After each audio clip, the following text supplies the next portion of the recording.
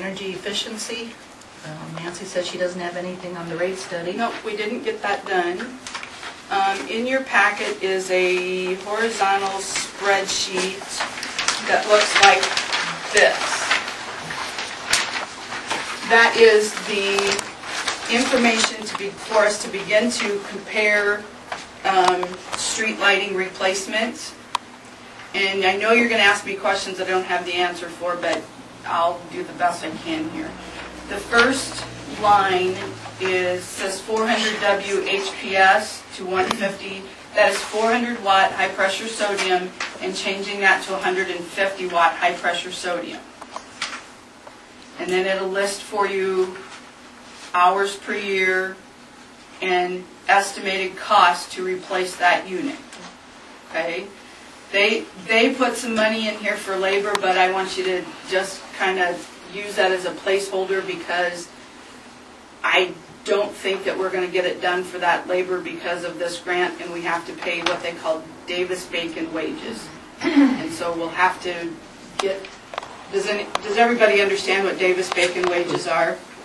Davis-Bacon is a federal law that says if cities, counties, governments pay contractors or people to perform services for these agencies, that they have to pay what is called prevailing wage. And the law was a Davis-Bacon law. And we would probably get Paul Reiling, our normal electrician, to come in and do this, and we may have to pay him more than what he would normally charge us because of the federal grant status. But I haven't had an opportunity to visit with the Office of Energy Independence about this, or the Davis-Bacon, what that they would consider that prevailing wage to be. So for the purpose of this discussion, we're going to talk about the replacement costs based on the estimated costs of the equipment and a placeholder for the labor. And you'll see that they have estimated a cost of $46.50 to reduce those, and that's the few that Jerry's done. That's pretty close to what we're spending to get that done, the few that he has done. The second line is 400 watt high pressure sodium to LED lights.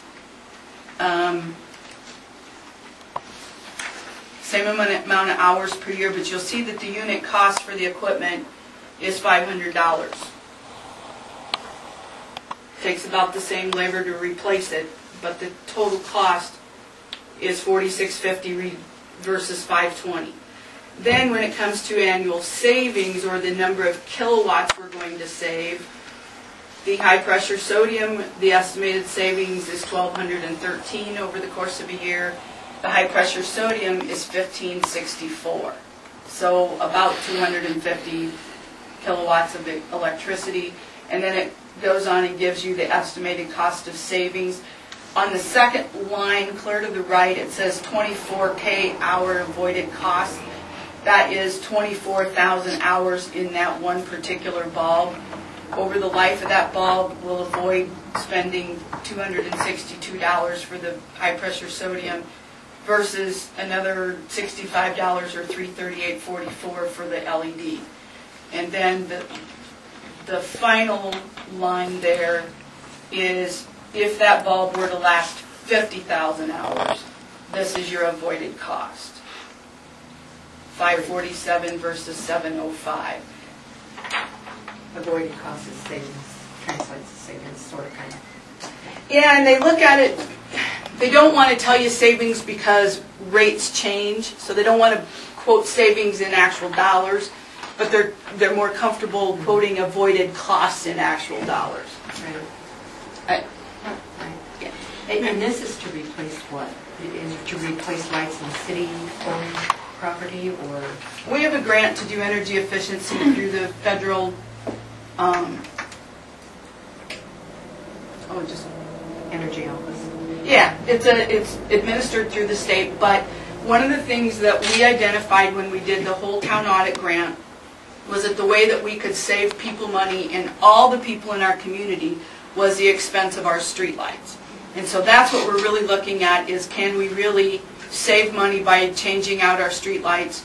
Can we live with a potential loss of lighting value, and can we, and at what cost do we feel that that trade-off occurs. We do have $7,500 in grant money that we do have to use somehow. This is focused on the streetlights. This is focused on the streetlights only, because that was one of our identified ways that we could save.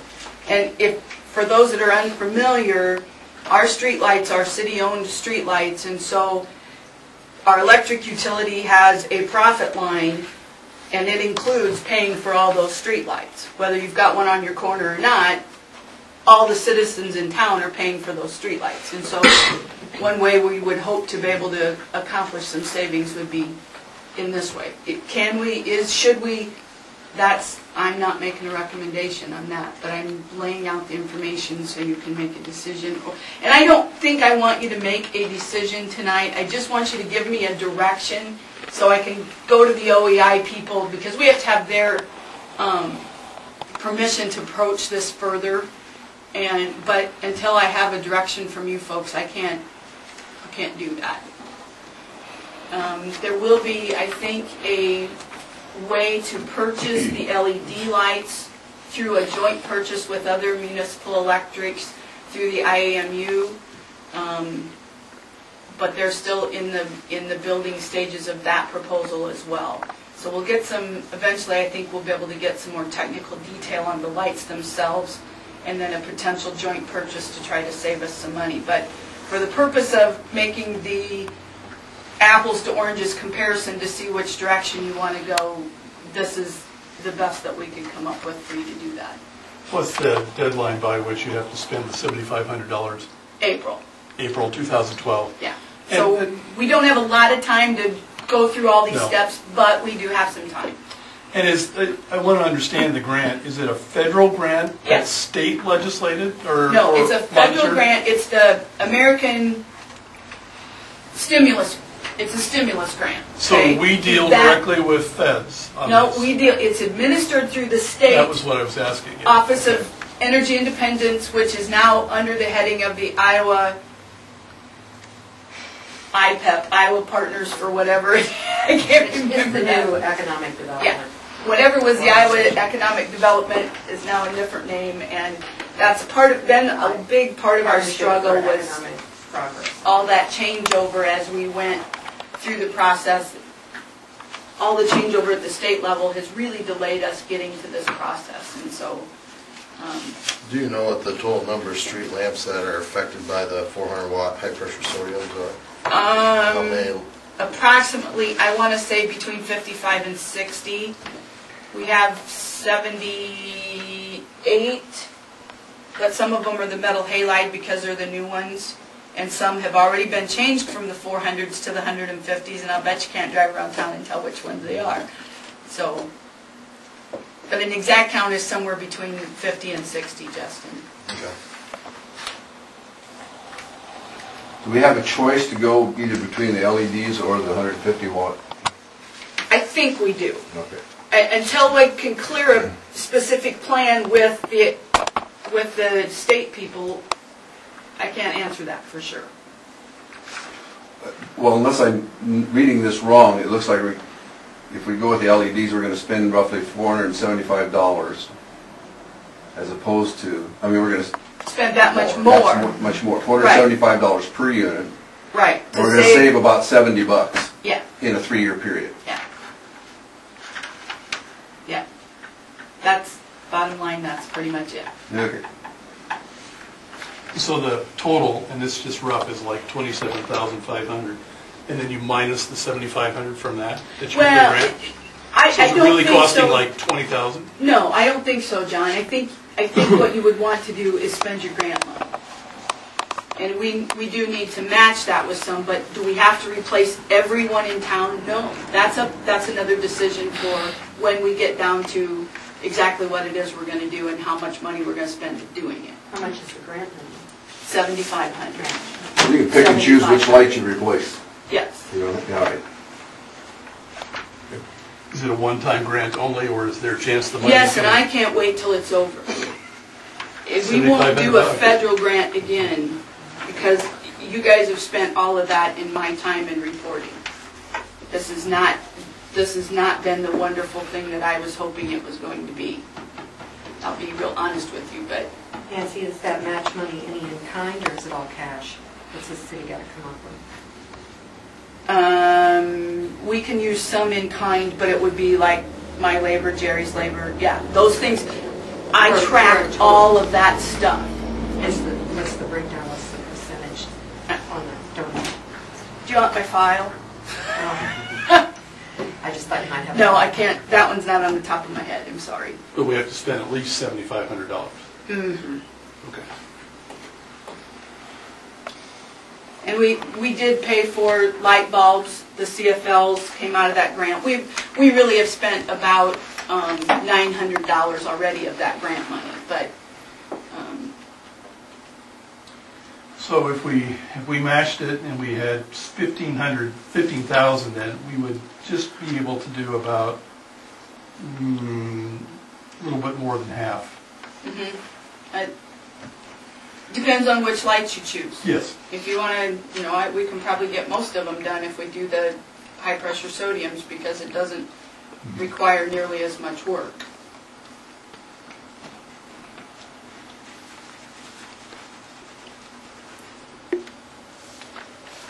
I would give you a little bit quicker thinking about it. We only got about 25 lights we're gonna change it up to go down to 50.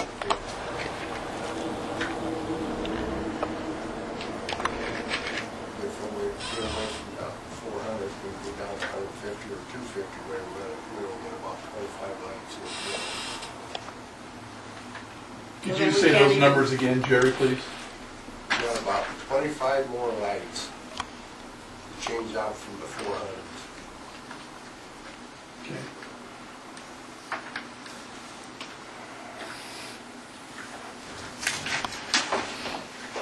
So that would be a big savings there, with there only being 25 lights.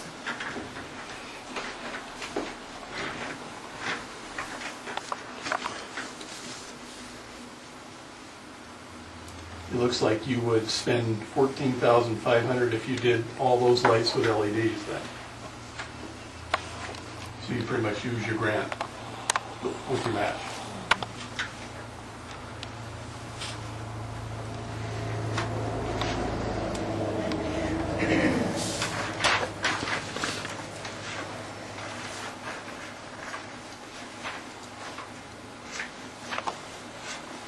And you said you didn't need a decision on that tonight? I don't need a decision, I want to know how the council feels about whether you want me to pursue the LED replacements, or if you would rather pursue the reduction in the bulb size with the high pressure sodium. Or I can work both of them out with OEI and see where it goes.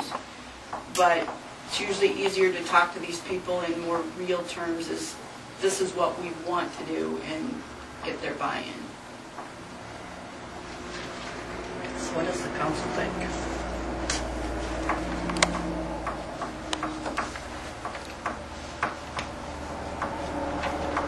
As far as cost effectiveness, I think going to the 150 watt high pressure sodiums would be a lot better because installing LEDs, you got to put in special transformer packs and all that stuff. Our labor bills, basically, I would say give it double alone going LED versus high pressure sodium. The high pressure sodium, you don't have to do anything but unscrew the bulb and screw a new one in.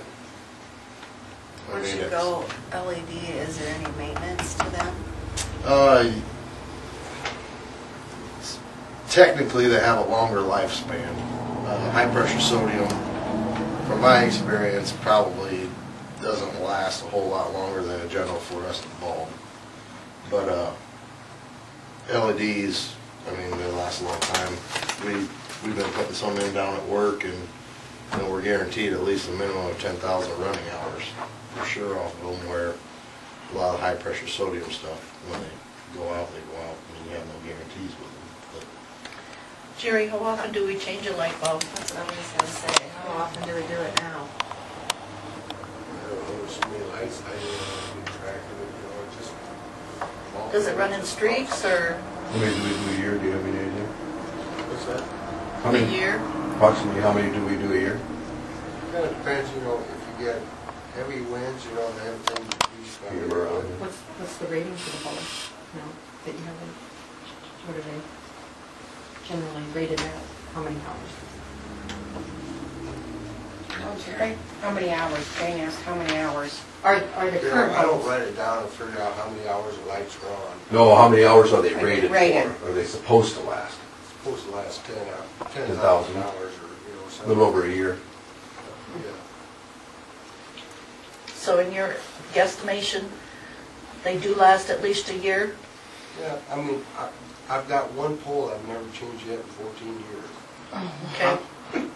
See if you can duplicate You're gonna that go one. change it tomorrow now that you said that. And then you might Must might be have some one place geothermal going for on. 6 months, you know, it might. It depends and then it on goes- where it's at. Yeah, it kind of, I still think a lot of it does with weather. You know, if the wind's kind of beating it around a little bit or something like that. But there's one light pole I've never been to yet in 14 years. So what is your recommendation on this, Jerry? What do you think we should do? I don't know, that, I think we'd go to 150. I mean, Justin actually said it, you know, in a sense, you know, pricing that stuff is just unreal. I mean, a lot of the lights, actually, I should take that, you know, a lot of lights, some of those lights go 2 years or better. But like I said, it just kind of depends where the wind kind of gets things that, you know, they take a little bit more, but in normal, it's been pretty good. The other thing that has a lot of effect on high pressure sodiums is how much they warm up. I mean, a high pressure sodium, if it gets so hot, it shuts itself off. Where LED, you'll never have that either. Well, I've had a lot of trouble with that. I'm shutting off. Right? Where at now? Well, I'm not saying now, I'm saying we have had a lot of trouble with that. That's when the bulb, that's when you know it's the bulb. That's the cycling part of it. Yeah. So your recommendation would be go with the 150? Like I said, Justin kind of put it, he said that I kind of agree with it. But Okay. that's my opinion, but what you guys will do is, Well, and Justin's been an electrician for a while, so. Is the construction of the LED any more weatherproof? Jerry's point. It's not as, say you got high winds, it doesn't receive the vibration that like a high pressure sodium will. It'll absorb that better versus the high pressure sodium, there's still a filament in there that vibrates, and it has basically a smaller gas tube built inside a larger bulb, and with the filament it can vibrate and I'm sure shorten up the lifespan, where LED doesn't have those things. But cost wise, you could probably, I mean, looking here, you can replace it 5 times to what, Yeah. you know, you're. plus the price of the bulb. Oh yeah, yeah. You'd be anywhere from 25 to 80 bucks for the others. For the LEDs? And That's what these ones on Main Street are. the 150 watt high pressure, or Well, just between the high pressure sodiums on Main Street from these really decorative poles to the taller poles, there's roughly a $40 difference between the bulbs. The ones down here are much higher in cost. And for some reason, by the design of the light, we cannot put these bulbs in those. It's kind of a pain in the butt when it comes to that. But Okay, so do we want Nancy to pursue the HPS bulbs, or do we want her to go with LED? I would say try and knock down a little harder price on the high pressure sodiums.